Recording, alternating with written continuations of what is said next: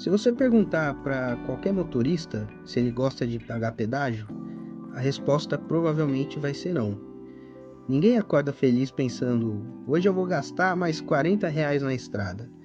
Mas aí vem uma pergunta que eu acho bem interessante. Por que o pedágio existe? Ele nem sempre existiu, né? Teve uma época em que você simplesmente pegava a rodovia e pronto. Não tinha cancela, cabine, não existia nem tag, muito menos free flow. Isso começou a mudar na década de 90, quando o governo passou a conceder algumas rodovias para empresas privadas. A lógica era mais ou menos a seguinte: em vez do Estado cuidar sozinho da conservação da estrada, uma concessionária assumiria essa responsabilidade por um determinado período. Em troca, ela teria o direito de cobrar pedágio. A promessa era boa: rodovias mais bem conservadas, mais investimentos, duplicações, atendimento mecânico, né, como guincho, ambulância, monitoramento, mais segurança. E olhando para algumas rodovias concedidas, é difícil dizer que nada mudou. Muita coisa realmente melhorou, mas aí apareceu uma outra discussão. Será que o valor cobrado continua fazendo sentido? Será que tudo aquilo que foi prometido continua sendo entregue? E essa discussão nunca acabou, né? Toda vez que o pedágio aumenta, ela volta. Aliás, eu queria saber a sua opinião. Você acha que o pedágio que você paga hoje realmente volta em forma de melhoria para a estrada? Ou você acha que o valor já passou do razoável, é abusivo? Me conta aqui nos comentários, porque eu tenho curiosidade real de saber como você enxerga isso. Porque essa discussão vai ser importante para daqui a pouco. Agora, pensa comigo. Durante décadas, o pedágio sempre teve a mesma cara. Você vinha dirigindo, via a praça de pedágio lá na frente, escolhia uma cabine, a que tem menos fila, parava, pagava e aí sim seguia a viagem. Parecia que esse era o único jeito possível de cobrar uma tarifa. Até que começou a aparecer uma tecnologia que muita gente nem deu tanta importância no começo. Estou falando das tags, Sem Parar, Connect Car, Veloe e outras. No começo, elas pareciam só um conforto. Você não precisa abrir o vidro, não precisa procurar dinheiro, moedinha, não precisava pegar a fila, só passava pela cancela e ela abria automaticamente. Vá lá. Mas, sem perceber, essas empresas estavam provando uma coisa: era possível identificar um veículo em movimento, sem parar, sem contato, sem cabine. E isso mudou completamente o jogo. Porque se o sistema já conseguia reconhecer o carro automaticamente, por que ainda precisava existir uma praça de pedágio? Essa pergunta começou a aparecer em vários países, e foi daí que nasceu o Free Flow. A ideia é bem simples. Em vez de obrigar milhares de carros a reduzirem a velocidade todos os dias, você coloca pórticos sobre a rodovia. Eles identificam o veículo pela tag ou pela placa, registram a passagem e a cobrança acontece depois. Hoje, esse modelo já é usado em diversos países e vem sendo ampliado também no Brasil. Na teoria, parece uma evolução natural. Menos filas, menos tempo perdido, menos combustível desperdiçado, tudo parece fazer sentido. Só que, quando a teoria encontrou a prática, a história ficou um pouco mais complicada. E foi exatamente isso que aconteceu quando resolveram levar o Free Flow para o principal acesso entre São Paulo e o litoral de São Paulo. É aí que a história começa a ficar interessante. Quando surgiu a ideia do Free Flow, muita gente teve a mesma reação. Tá, beleza, mas como isso vai funcionar? Porque uma coisa é desenhar um projeto bonitinho e outra coisa é colocar milhões de carros passando todos os dias e esperar que tudo aconteça automaticamente. E a verdade é que o Brasil não foi o primeiro a fazer isso. Esse modelo já existe há bastante tempo em outros países. Estados Unidos, Portugal, Chile, Noruega, Canadá, todos já utilizam esse tipo de cobrança em algumas rodovias. Ou seja, não é uma experiência. A tecnologia já foi testada e ela já funciona. A questão nunca foi essa, né? A questão sempre foi outra. Como adaptar isso para a realidade brasileira? Porque aqui a gente tem um detalhe importante. Nem todo mundo tem tag. E esse detalhe muda muito as coisas. Nos países onde o sistema já está consolidado, o uso das tags é muito maior. Aqui no Brasil, apesar do crescimento, ainda existe uma parcela enorme de motoristas que simplesmente passa pela rodovia sem nenhum dispositivo instalado no carro. Então o sistema precisou encontrar um outro jeito. Em vez de identificar apenas a tag, ele também passou a identificar a placa do veículo. E isso abriu espaço para que qualquer motorista pudesse usar o Free Flow, mesmo sem contratar nenhum serviço. Na teoria, parecia a solução perfeita. Quem tem tag, segue normalmente. Quem não tem, passa da mesma forma e paga depois. Pronto. Problema resolvido. Só que aí apareceu um novo desafio. Como garantir que quem não tem tag realmente saiba que precisa entrar no sistema para pagar? Porque diferente da praça de pedágio, que você paga na hora, no Free Flow a cobrança acontece depois. E isso muda o comportamento do motorista. Você não vê uma cancela, não entrega dinheiro, não recebe comprovante, você simplesmente continua dirigindo. E a pergunta é: será que todo mundo vai lembrar que ficou uma cobrança pendente? Ou muita gente só vai descobrir quando vier uma multa? Foi justamente pensando nisso que o Brasil começou a implantar esse sistema de free flow aos poucos.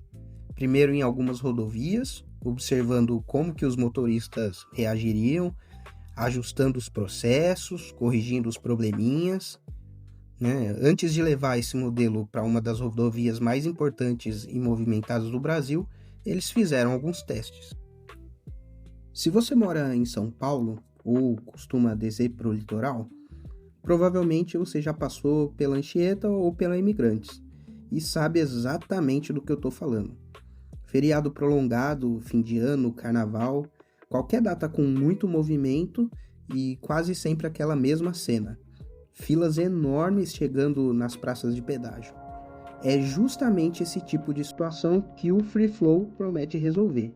A ideia é bem simples. Em vez de concentrar milhares de veículos em um único ponto, os carros continuam seguindo normalmente, sem cabine, sem cancela e sem precisar reduzir a velocidade. Depois de um período de estudos, a instalação dos equipamentos e testes com milhões de passagens registradas, o governo de São Paulo confirmou que um novo sistema começa a operar no sistema Anchieta Imigrantes em 1º de agosto de 2026. E junto com essa mudança veio outra mudança. A tarifa deixou de ser cobrada apenas em um sentido da viagem e passou a ser dividida. Quem desce paga uma parte, quem sobe paga outra. No final, o valor total continua sendo equivalente ao pedágio cheio, mas a forma de cobrança muda e até faz sentido. Quem utiliza apenas um trecho da rodovia passa a pagar por apenas aquele deslocamento. Até aqui, tudo parece caminhar exatamente como planejado. Tecnologia instalada, equipamentos testados, data definida, sistema pronto para entrar em operação. Só que, faltando poucos dias para começar, aconteceu uma coisa que quase ninguém esperava. O próprio governo decidiu mudar uma parte importante do projeto. Não porque a tecnologia tinha falhado, não porque os equipamentos não funcionavam. Na verdade, era porque eles perceberam que a localização de um único pórtico poderia afetar a vida de milhares de pessoas. E a história deixou de ser uma discussão sobre tecnologia, agora passa a ser uma discussão sobre pessoas. Esse assunto não envolve só tecnologia, ele envolve também geografia. Vou explicar melhor.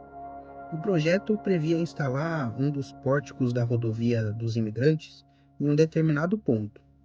Tecnicamente fazia sentido, só que, quando os moradores começaram a olhar com calma, perceberam uma consequência que ninguém tinha dado muita atenção. Quem mora na região do Pós-Balsa, em São Bernardo do Campo, usa imigrantes para chegar ao restante da cidade. Não é uma viagem para Santos, não é uma viagem de lazer, é o caminho de casa. Imagina a situação: você acorda cedo para trabalhar, entra na rodovia por alguns minutos e todos os dias paga pedágio. Não porque foi viajar, mas simplesmente porque mora ali. Foi aí que começaram as reclamações. A prefeitura entrou na discussão, os moradores pressionaram e houve reuniões entre o governo do estado, Artesp, Ecovias e representantes da cidade. No fim, aconteceu uma coisa que não é tão comum em obras desse tamanho.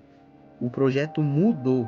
O governo decidiu reposicionar o pórtico para evitar que milhares de moradores fossem cobrados diariamente apenas para acessar a área urbana.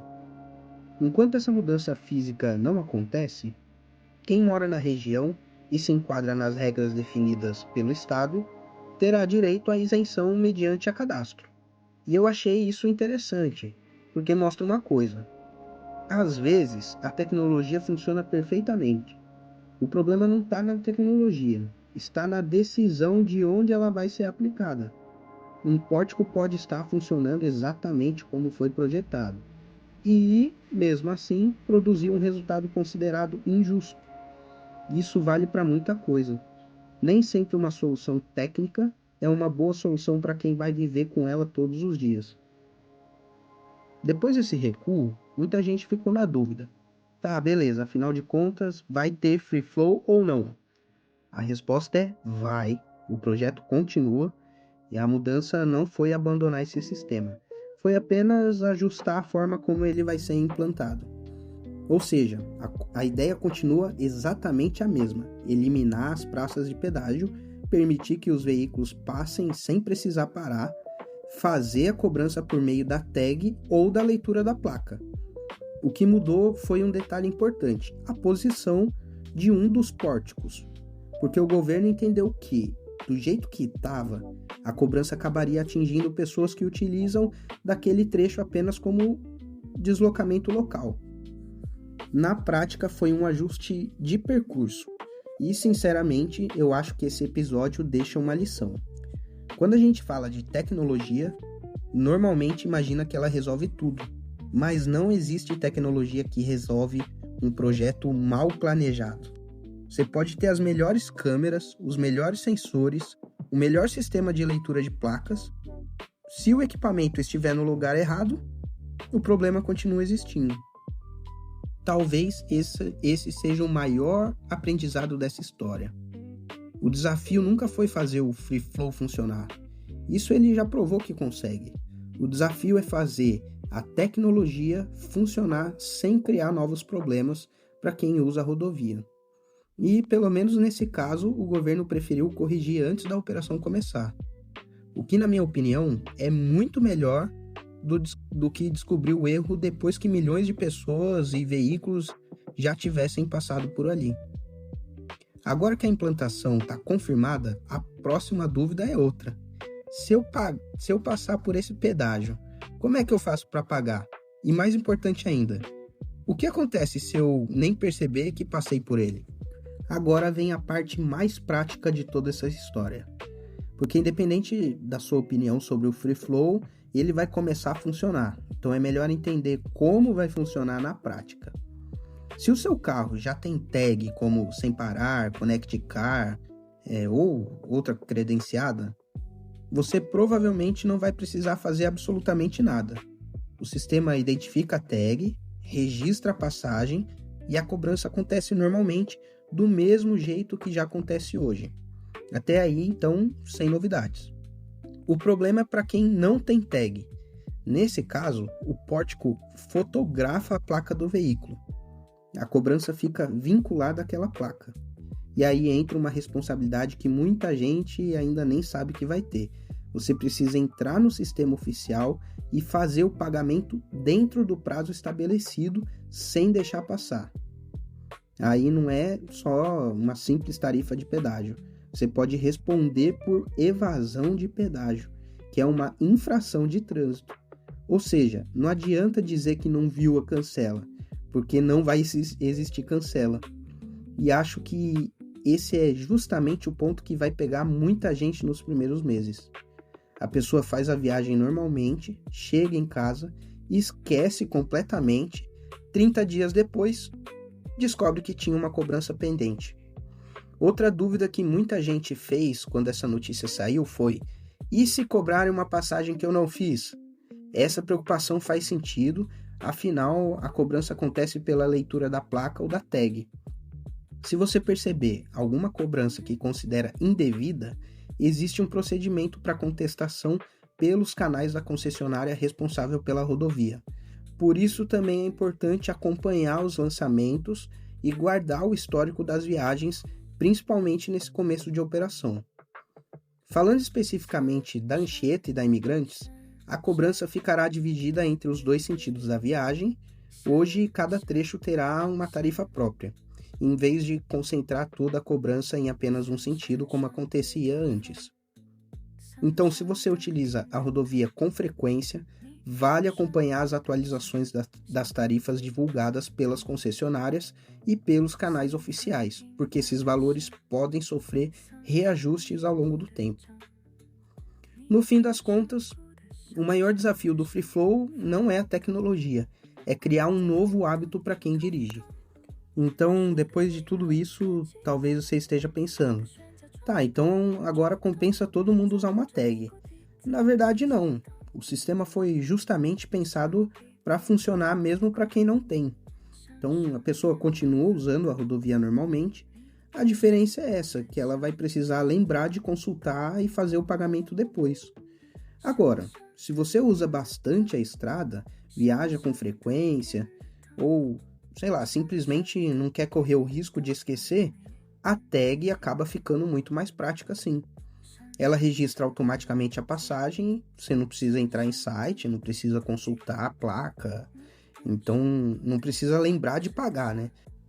Agora, quem tem a tag, por exemplo, como a Connect Car, o Free Flow fica muito mais prático.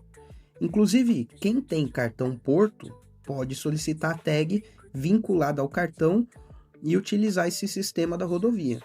Na prática, o funcionamento é o mesmo. Você passa pelo pórtico, o sistema identifica a tag e a cobrança é lançada conforme as regras, vinculada ao cartão. Aliás, se você ainda não conhece o cartão Porto, talvez esse seja um dos benefícios menos comentados, mas eu acho um dos mais úteis para quem pega a estrada com frequência. Não é um benefício que você usa todos os dias, mas quando usa, faz diferença. E eu queria aproveitar para saber a sua opinião. Você prefere esse novo modelo, sem filas e sem cancelas, ou acha que o pedágio tradicional ainda era o mais simples? Escreve aqui nos comentários. Essa mudança está só começando e eu tenho a impressão de que a conversa vai render bastante nos próximos anos.